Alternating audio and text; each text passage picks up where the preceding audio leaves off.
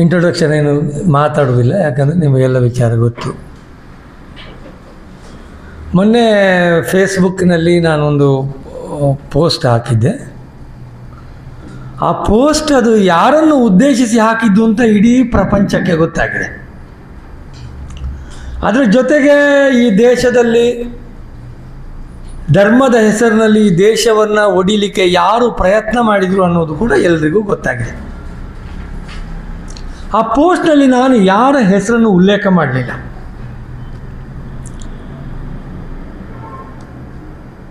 ಆದರೆ ಆ ಪೋಸ್ಟ್ ಮಾಡುವ ಮೊದಲು ನನ್ನ ಮನಸ್ಸಿನಲ್ಲಿ ಏನಿತ್ತು ಅಂತ ಹೇಳಿದರೆ, ನನಗೆ ಪಾಕಿಸ್ತಾನದ ಪ್ರಧಾನಮಂತ್ರಿ ಶಹಬಾಜ್ ಶರೀಫ್ ಅವರನ್ನು ಮನಸ್ಸಿನಲ್ಲಿ ಇಟ್ಟುಕೊಂಡು ಅವರಿಗೆ ವಿರುದ್ಧವಾಗಿ ಹಾಕಿದಂಥ ಈ ಪೋಸ್ಟ್.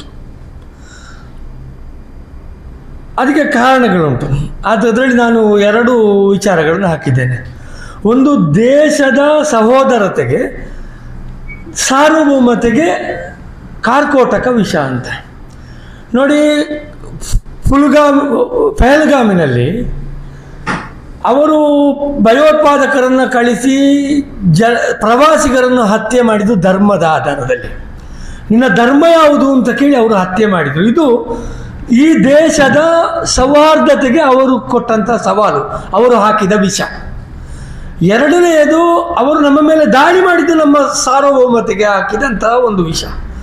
ಹಾಗಾಗಿ ಈ 2 ಕೂಡ ನೇರವಾಗಿ ಪಾಕಿಸ್ತಾನದ ಪ್ರಧಾನಮಂತ್ರಿಗೆ ಅಥವಾ ಪಾಕಿಸ್ತಾನಕ್ಕೆ ಇದು ತಾಗಬೇಕು. ಅದರ ಜೊತೆಗೆ ಇವರು ವಿಶ್ವಗುರುಗಳಲ್ಲ, ಇವರು ವಿಷಗುರು. ಯಾರು? ಪಾಕಿಸ್ತಾನಿಯರು. ಅವರು ವಿಶ್ವಗುರುಗಳಾಗಲಿಕ್ಕೆ ಸಾಧ್ಯವೇ ಇಲ್ಲ. ಅವರು ವಿಷ ಇಕ್ಕುವವರು, ಅವರು ವಿಷಗುರುಗಳು ಅಂತ ನಾನು ಪೋಸ್ಟ್ ಹಾಕಿದ್ದೇನೆ. ಇದು ನನ್ನ ಅಭಿವ್ಯಕ್ತಿ. ಇದನ್ನು ನೋಡಿ ಇಲ್ಲಿ ಕೂತ BJPಯವರಿಗೆ, ವಿಶೇಷವಾಗಿ ನಮ್ಮ ಮಾಜಿ ಶಾಸಕರಿಗೆ ಮತ್ತು ಅವರ ತಂಡಕ್ಕೆ ಇದರ ಮೇಲೆ ಆಕ್ರೋಶವೋ ಏನೋ ಕೋಪವೋ ಏನೋ ಬರ್ತದೆ. ನೋಡಿ, ನಾನು ಹೇಳುವುದು, ಒಂದು ವಿಚಾರವನ್ನು ಹೇಗೆ ನೋಡ್ತಾನೆ ಅನ್ನುವುದರ ಮೇಲಿಂದ ಅದು ಅವನಲ್ಲಿ ಕೆಲವು ಭಾವನೆಗಳನ್ನು ಹುಟ್ಟುಹಾಕ್ತದೆ. ನೋಡಿ, ಅದಕ್ಕೆ ಯಾರು ನಿಜಗುಣ ಶಿವಯೋಗಿಗಳು ಇವರು ಇಲ್ಲಿ ಈ ಕೆಲಸವನ್ನು ಮಾಡಿದ್ದಾರೆ. ಇವರಿಗೆ ಒಳ್ಳೆಯದು ಯಾವುದು ಕಾಣುವುದಿಲ್ಲ ಇವರ ಜನ್ಮದಲ್ಲಿ. ಅಲ್ಲಿ ಪಹಲ್ಗಾಮ್ ದಾಳಿ ಆದಾಗ ಭಯೋತ್ಪಾದಕರ ಜೊತೆಗೆ ನಿರಾಯುಧನಾಗಿ ಹೋರಾಟ ಮಾಡಿ ವೀರಮರಣವನ್ನು ಹೊಂದಿದ ವ್ಯಕ್ತಿ ಯಾರು? ಸೈಯದ್ ಆದಿಲ್ ಹುಸೇನ್. ಅವನು ಯಾವ ಧರ್ಮಕ್ಕೆ ಸೇರಿದವನು? ಗಾಯಗೊಂಡು ಬಿದ್ದಂತಹ ಅಲ್ಲಿನ ಪ್ರವಾಸಿಗರನ್ನು ಆಸ್ಪತ್ರೆಗೆ ಸೇರಿಸಿದವರು ಯಾರು?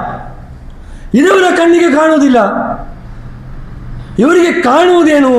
ಇವರಿಗೆ ಗಲಾಟೆ ಆಗಬೇಕು. ಇವರು ಮತ್ತೆ ನಮಗೆ ದೇಶದ್ರೋಹದ ಪಾಠವನ್ನು ಮಾಡ್ತಾರೆ. ಇನ್ನು ಇವರು ಎತ್ತಿದ ಪ್ರಶ್ನೆ ಇನ್ನೊಂದು, ನಗರ ಯೋಜನಾ ಪ್ರಾಧಿಕಾರದ ಅಧ್ಯಕ್ಷನಾಗಿ ನಾನು ಹೀಗೆ ಮಾಡಬಾರ್ದಿತ್ತು. ನಾನೇನು ನಗರ ಯೋಜನಾ ಪ್ರಾಧಿಕಾರದ ಅಧ್ಯಕ್ಷನ ಫೇಸ್ಬುಕ್ ಖಾತೆಯಿಂದ ಹಾಕಿದ್ದೇನಲ್ಲ, ನನ್ನ ಸ್ವಂತ ಫೇಸ್ಬುಕ್ ಖಾತೆಯಿಂದ, ನನ್ನ ವೈಯಕ್ತಿಕ ಅದು. ನನಗೆ ನನ್ನ ಅಭಿವ್ಯಕ್ತಿ ಇದೆ, ನನಗೆ ನನ್ನ ಅಭಿವ್ಯಕ್ತಿ ಸ್ವಾತಂತ್ರ್ಯ ಇದೆ. ಇದನ್ನು ಹಾಕುವುದಕ್ಕೆ ನಾನು ಯಾವತ್ತೂ ಸಿದ್ಧನಾಗಿದ್ದೇನೆ ಮತ್ತು ಯಾವತ್ತೂ ದೇಶ ಪ್ರೇಮದ, ದೇಶದ ಪರವಾದ, ದೇಶದ ಜನರ ಪರವಾದಂತಹ ಪೋಸ್ಟ್ಗಳನ್ನೇ ನಾನು ಹಾಕುವುದು. ಇನ್ನೊಂದು ಹೇಳಿದರು, ನನ್ನ ಯೋಜನಾ ಆಯೋಗದ ಅಧ್ಯಕ್ಷನಾಗಿ ಜವಾಬ್ದಾರಿ ಇವರಿಗೆ ಇರಬೇಕಾಗಿತ್ತು ಅಂತ.